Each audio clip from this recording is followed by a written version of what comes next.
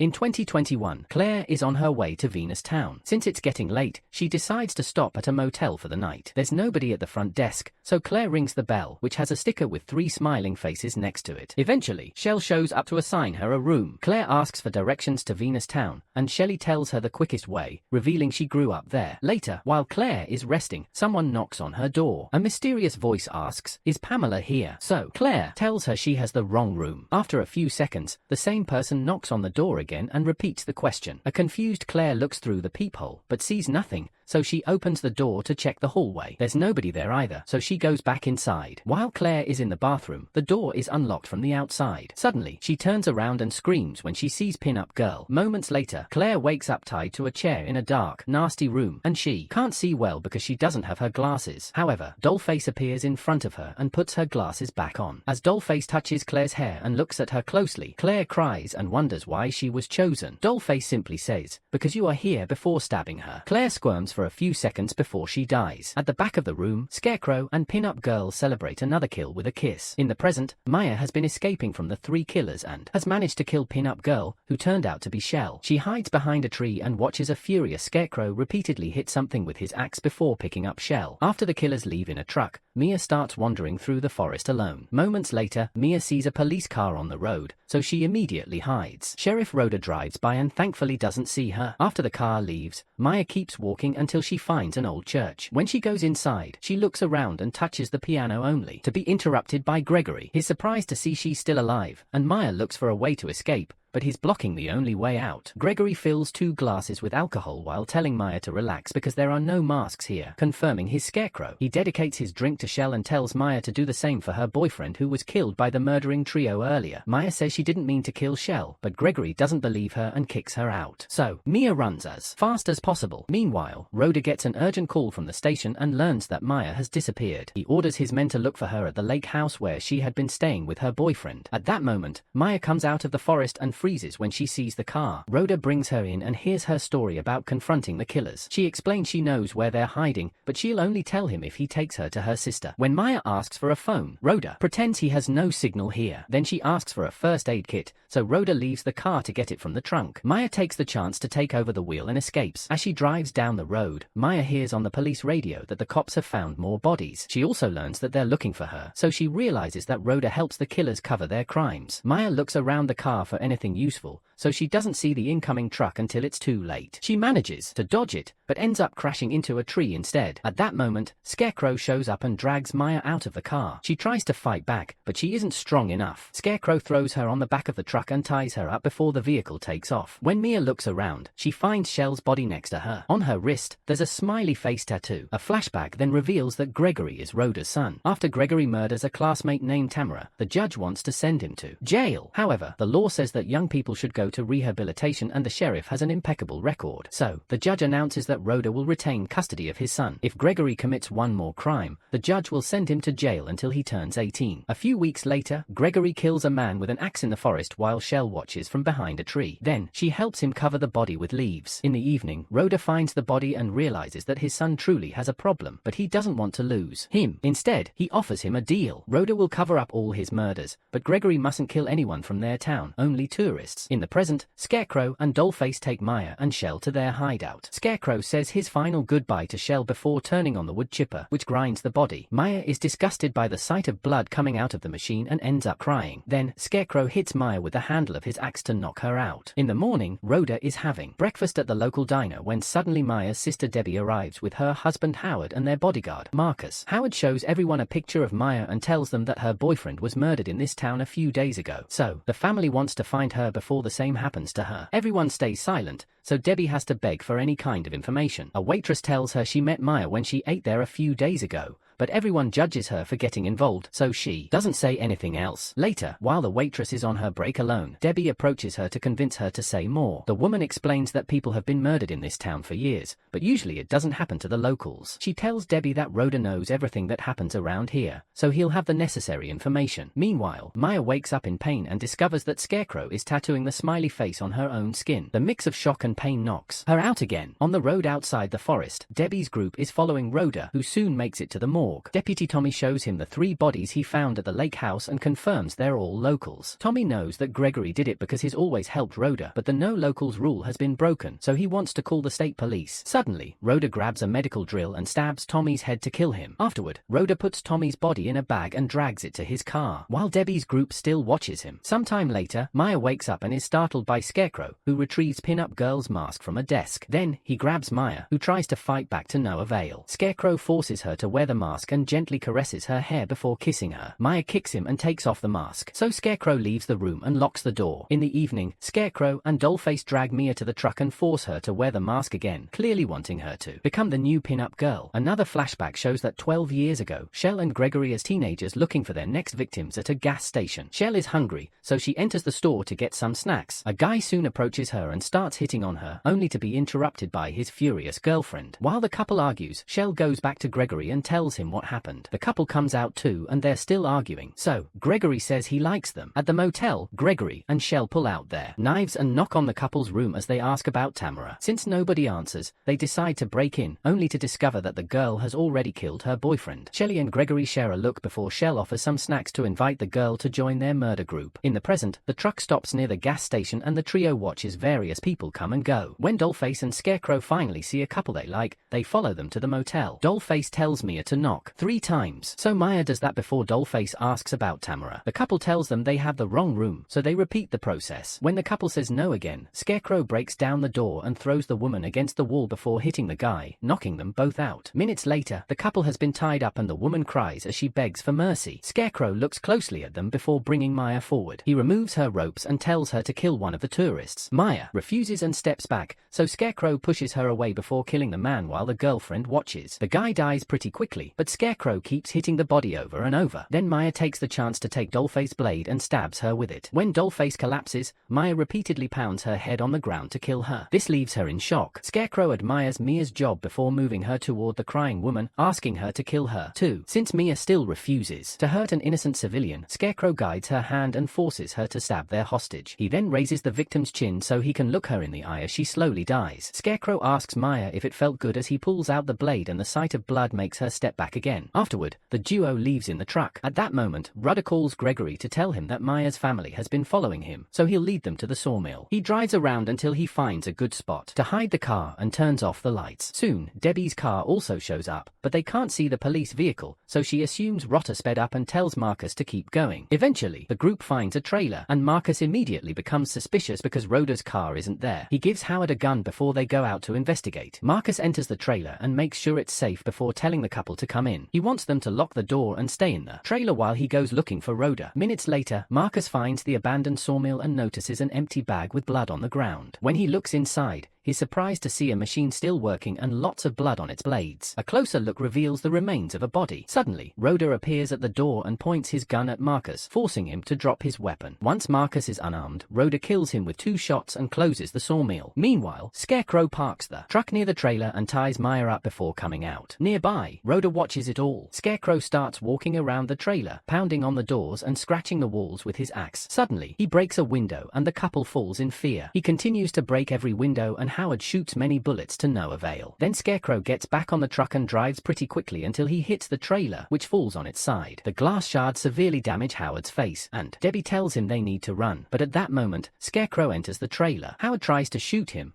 but he's out of ammo, so Scarecrow proceeds to kill him with the axe. Minutes later, Maya is shocked to see Scarecrow come out of the trailer with Debbie. He looks Mia in the eye as he stabs her sister, but Maya's only reaction is to tremble and cry. Afterward, Scarecrow retrieves Dollface's body and cuts the ropes on Mia's wrists. He leaves the knife for her before leaving as he drags the body on the ground. After Rhoda also leaves, Maya finally snaps out of it and brings Debbie's body into the truck before taking off, determined to go home. However, she stops in the middle of the road and decides to go back for revenge instead. By recognizing the road signs, Maya finds the hideout hatch on the ground and goes down while carrying a gun she found in the truck. The hideout is pretty big and Maya sees many creepy things like chains as she tries to find the right quarter. Eventually, she discovers a chair under a bright light and hears a noise. She keeps moving to take a closer look and sees Rhoda drinking while listening to the radio. He immediately notices her too, but before he can react, Maya easily kills him with 2 shots. Then she checks the chair and finds a rope. realizing this is where they kept her captive earlier. Afterward, Maya goes down a corridor in the back and finds Gregory's personal room. There are crazy words scratched on the walls and dozens of candles, displayed with Shell's photographs, her personal possessions, and some creepy drawings. At that moment, Scarecrow enters the room and sits down while pointing out that there's only pain in Maya now. However, she corrects him, saying there's nothing in her. After he claims that he freed her, Maya makes him take off his mask. Gregory does so before commenting on the fact that Maya is the only victim of his that has ever survived. He also says that Shell was the only light in his darkness. Maya announces she came here to kill him,